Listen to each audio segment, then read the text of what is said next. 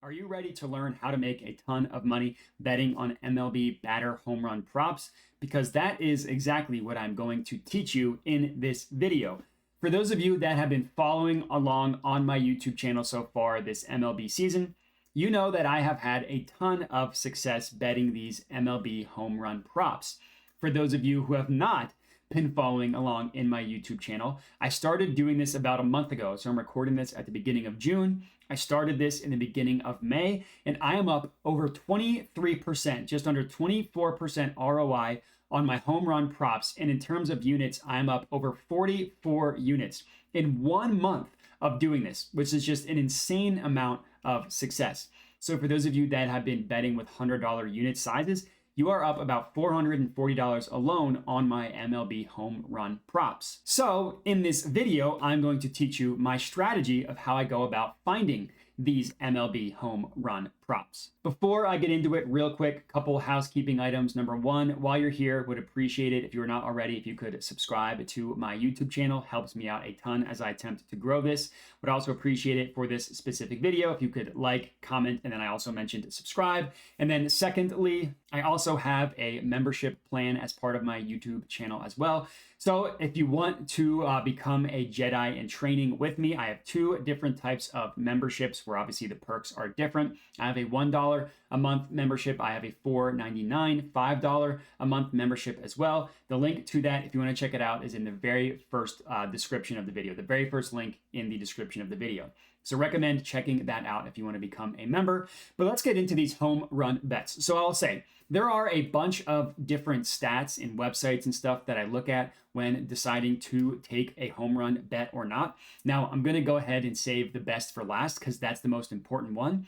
But outside of that last one, there are three things that you need to know when you are betting a home run: the batter, the pitcher, and the weather. So let's start with the batter. Now, season-long stats in MLB can be misleading, especially something as early as when I'm recording this in June. You know, like someone goes on a 10-game slump or a 10-game heater, and their batting average is going to be wildly different than what it was previously, right? Obviously, it's a small sample size. The stats can be skewed. So I don't look a ton at the total stats, the total home runs hit. I like to look at the last 10 games specifically. Batting in baseball is such a mental game that I like to see where a batter is in the last 10 games. Now, a lot of this stuff alone, I don't make actionable decisions off of. Like, I'm not going to take a home run bet or not just looking at the last 10 games that a batter has played, but it's still important information to have. You know, for an example, I'm recording this on Monday, June 5th. One of my home run bets today was Corey Seager. If you look at his season-long stats, he's only got 6 home runs. That doesn't look that great. But when you dig a little bit deeper, 3 of those home runs, so literally half, have happened in the last 10 games. That looks a lot better. He's also batting .349 on the year. So it's not like he was having a bad season at all. The power wasn't there. It's recently come the past 10 games. That's important information to have. Now, in terms of finding out the last 10 game stats, that's really easy. I'll share my screen and show you. All I literally do is I Google the player name followed by stats. So I'll go ahead and share my screen here. So literally, Corey Seager stats. You see his last 10 right here. So we see he only has 6 on the year. You see that down here. Let me zoom in a little bit so you can see more. You see that he's only got 6 on the year under the home run category. But look, he's hit 1, 2, 3 in his last 10 games. That's exactly what this shows you, the last 10 games. Batting .349 overall on an absolute heater. So if you want to look at a player's last 10 stats, literally just Google his name, followed by stats, and you're good to go. Now, the next stat that I like to look at is barrel rate. Now, I find this on baseballsavant.com. You can just Google batter barrel rate stats, and it'll come up. Generally, I find that barrel rate is the most conducive for home runs to be hit. And if you're wondering what barrel rate means, it's just how often does a player hit the bat directly, or hit the ball, directly on the barrel of the bat? How well do they hit the ball? Now, if you look at the barrel rate, which I'll show you in just a second here, the names that are at the top of the list are not going to surprise you. Aaron Judge, Pete Alonso, Jorge Soler, players that are also at the top of the list in terms of total home runs hit. But the top 10 of barrel rate isn't going to be, one-to-one the top 10 of home runs hit. So I do think that there is helpful information to see how well does a batter hit the ball. Now, as I mentioned, the website I use is baseballsavant.com. As you can see right here, exit velocity, barrel leaderboard. I just look at this far right stat here. It's barrels per at-bat percentage. No surprise, Aaron Judge at the top. Ronald Acuna, Jorge Soler, Yordan Alvarez, Pete Alonso, Matt Olson. Then there are other players that you wouldn't necessarily expect. Jake Berger, Matt Chapman, JD Martinez, CJ Cron. Some good hitters, not necessarily the same name value as like Aaron Judge and Pete Alonso and those type of guys. So I do think there's important information to glean from here, and this is how I find barrel rate. So that is the batter information that I look at. Next up, you want to look at the pitchers.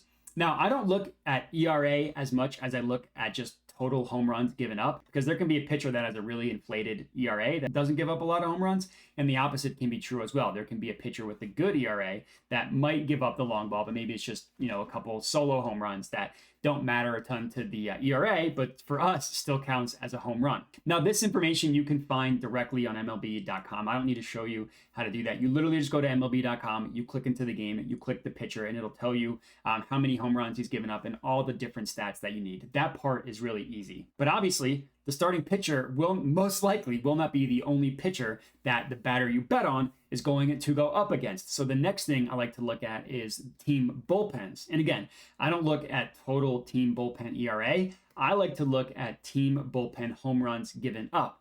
Now, luckily, a website, covers.com, gives you the stats for all of the MLB teams and their bullpen, and you can sort specifically by home runs given up. And this is what it looks like. Covers, MLB stats, team bullpen. It says ERA, but if you click right here, you see you can sort by least and most amount of home runs given up by the bullpen. So if you're betting on a pitcher that is really bad and you're not confident that he's going to play a lot of the game, or if someone's like an opener, or it's just a bullpen game in general, this information is really, really important and helpful to have. Then the third thing that I mentioned I look at is the weather. Now, for this, I specifically look at a website called Ballpark Pal. It's an incredible website. There are a ton of different tools that it has, but specifically for the weather, they have a link on their website, which I'm going to show you, called Park Factors. And it looks at a ton of different stuff: the weather, the direction of the wind, the temperature, the actual dimensions of the MLB ballpark itself, the literal park that it's being played at.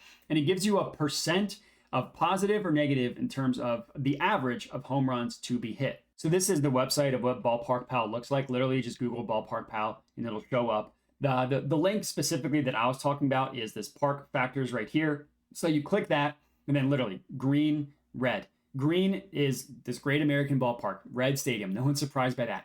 A 22% over average in terms of home runs to be hit. So we see green, we see red. Obviously, that's not always one-to-one. Like we see this Red Sox versus Rays game. It's actually positive for runs to be scored, but it's negative for home runs. So it looks like the weather today is more conducive for doubles and triples to be hit than home runs.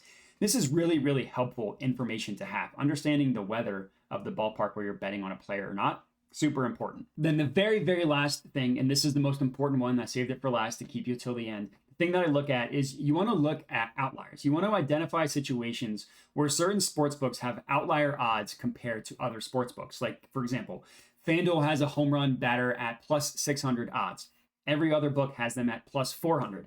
That's valuable on FanDuel. You want to identify these types of situations. And the website I use for that is OddsJam.com. Now, those of you who might know me, I used to work for OddsJam, but I do not anymore. So I don't want you to think that I'm just shilling the product of a company that I work for, because I literally don't work for them anymore, but I still use their product for helpful situations such as this. So what I have up here is the screen of what the positive expected value page looks like literally sorted by positive EV percent. The higher percent, the higher value the play.